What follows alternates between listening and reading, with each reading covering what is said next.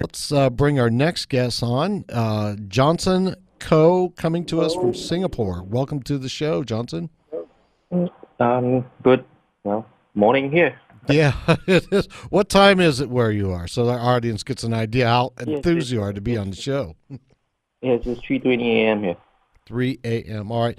Johnson, you're the founder of AsianIR. It's a VC and digital agency incorporated in Singapore and focused on engineering digital solutions for traditional companies. So you're bringing Asian money to the United States in the form of investing in U.S. companies. Is that what I'm getting here? Asian money in the form of Asian money getting into the United States. I'm bringing United States companies into Asia. So Okay. getting Asian money to come into the United States. That's great. Yes. All right. So the rise of e-commerce brands in China is a big topic with you. Let me back up and give you a chance to open that door for us and talk to us about it. Yes. The e-commerce is well, we can call it vertical commerce as well. The subject here is direct to consumer. So e-commerce is anything that is upstream um, of the e-commerce space, whereby you can allow suppliers to go direct to consumer and vice versa. So my company actually does solutions along that lines, and much of these solutions actually comes out from the east actually. So there's a lot of O2O companies in China, Hong Kong, that is doing the rounds and doing very well. So they've completely changed the revenue model and the business model and the way that traditional businesses grow. So I'm bringing a lot of that concepts over to the West, and that's starting with the all-in-one solution that I offer. Yeah, I want to drill down on that topic. How are the traditional models being changed by what you're doing? Give us some of the moving parts there. What's happening on that point? So traditionally, we see brick and mortar shops. They start with one shop, opening up two, three, Right, and then being very territorial. right. So um, what I'm seeing now online is that they start with one website, and then going on to an app, right, going on to maybe another social media channel, and then they open up an e-commerce website or e-commerce app there, and then they do that. They either open up a few more of these e-commerce websites, um, or they use that e-commerce website and open one traditional store offline. So, so it's kind of gone the other way, whereby you start off with something, a digital asset first. I get it. I get it. What are the why is there such a big brand or big move in Asian investors to go direct to consumers versus B2B, which we're seeing a huge move in the United States? What is the push on that side? Um, the push on this like cashless payments, so people are able to pay pretty much anything now digitally. Um, and also the push for margins. So they see that, they want to reap the margins themselves rather than getting, middlemen take 50% away, of their revenue. And also, of course, engaging and knowing your customer better. That's one of the main things. And also getting the analytics yourselves. So, all that allows they see that, they may not be getting the rewards tomorrow, but over time with, you know, the rise of mobile adoption here in Asia, they're able to see that, business growth rise pretty much exponentially. Now, we've got about a minute left before we sign off.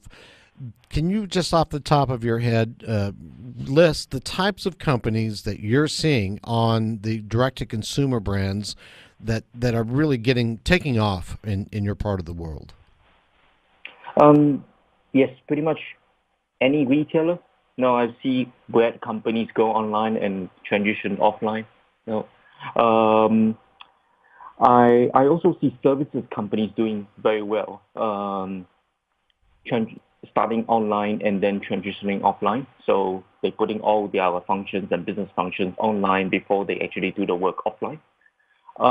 So pretty much there's everything. The only variable that their business can grow is how well they actually promote their digital asset, and that is what my company actually wants to help traditional businesses to be in a position at. Okay, all right. So you're looking for U.S. companies to be able to promote them in Asia through your connections and through your investors. I'm getting all that right? And through my solution as well. And I'm a designer. I'm a digital, or we could call it a digital architect or digital engineer. So through my solution as well. Okay, got that. Let's do this, Johnson. Let's take a break right now and come back on the other side and give me a chance to ask you a few more questions. All right. Okay. All right, we'll be right back on the other side of this break with Johnson Co., the AsianIR PTE Limited Company website, TheAsianIR.com. We'll be right back on the other side of this break. You've been listening to CEO Money with Michael Yorba, segment brought to you by Tycon Partners.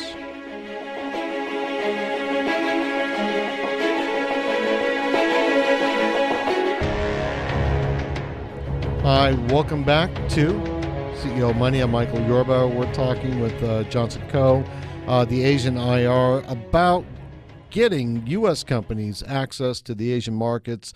It's not that easy. And Johnson, walk us through what we need to know about how to enter China digitally, because it's not just walk in, set up a website, and you're good. There's a lot of hoops that you got to go through to be able to access that market, let alone if a language barrier and a culture barrier, right? Language and barriers and cultural barriers are pretty much like of course mitigated if you can find the right partner. There's to do business in China now. Of course it's very government regulated. So anything that you do offline or online is very much you need to get a specific license for it.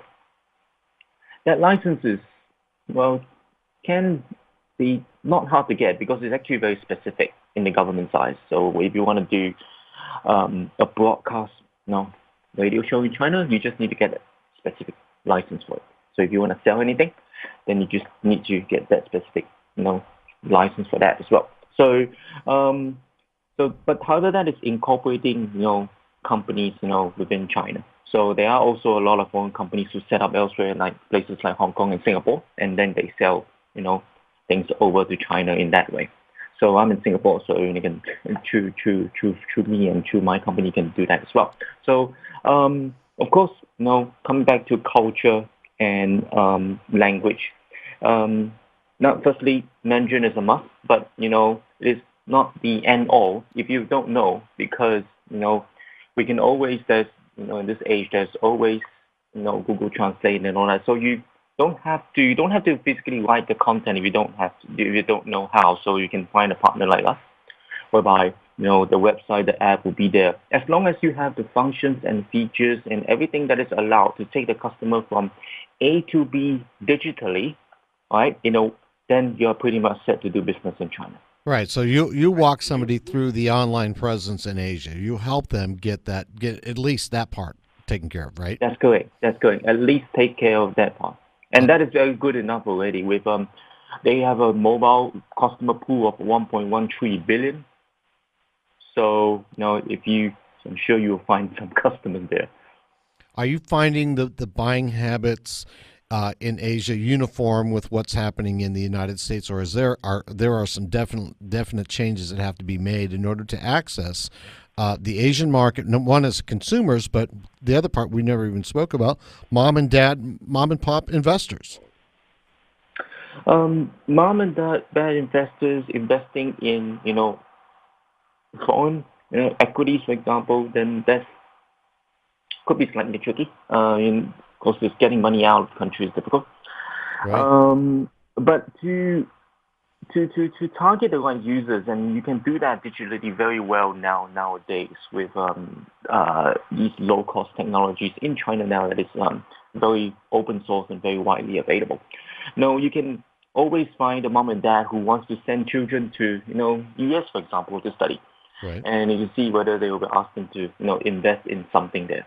So again, vice versa for any country, and also those businesses who that they have operations in the States, right? You can find them pretty much easily, right, digitally, right? And like the company TheAsianIR does all that as well. We are the solutions at least we provide are pretty much all in one. So whether it's a dashboard or app, then we will hold everything there so that we can allow you to be able, for example, search for the people or the companies in China that have operations in the States, right? And then through that software, you can able to also approach them directly as well, right?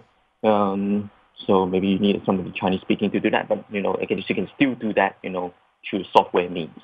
All right. So large corporations being able to access the Asian investor market is one thing, but smaller companies seeking investments from Asia to the United States in their companies to grow their businesses, that sounds to me like it could be a very tricky business getting the money out and into the company here and then being able to report and the whole process. Do you help with that too? Yes, we help with that too, right? So the money transfer, I will not go into details, but it's nothing illegal. So all these it's just that it's all slightly a bit not really complicated, but it's just that it needs to be engineered. And now with technology now, it's actually quite easy to be engineered. We can digitally transfer money pretty much overseas as well. So that I won't say don't let the difficulty of transferring money out of China stop you from actually wanting to do business in China, because that is not stopping a lot of the associations here in Singapore, where we are one of the largest investors in China. Well, now there's a lot of more questions, but you only have about a minute left. What about a corporate partner in China, if that's what you're looking for? Do you help with that? Yes, we help. It's a nominee. So if you want to incorporate a company there, then all you have to do is to have a nominee, and then you still own the 100%. But you can have a silent partner that is in the wings, and but it's not we do help with the nominee part. Got it. All right, we're about out of time. Please, before you go, contact information for our audience so they can reach out to you for those seeking a better presence in the Asian markets. Yes, feel free to TheAsianIR.com. You can leave the message there, and you pretty much get that response in 1 or 2 days. Johnson, it's been a pleasure having you on the show. I hope to talk to you again in the near future. Thank you very much. Thank you. Johnson Coe. Thank you. You're welcome. He is the CIO, Chief Information Officer of TheAsianIR.com.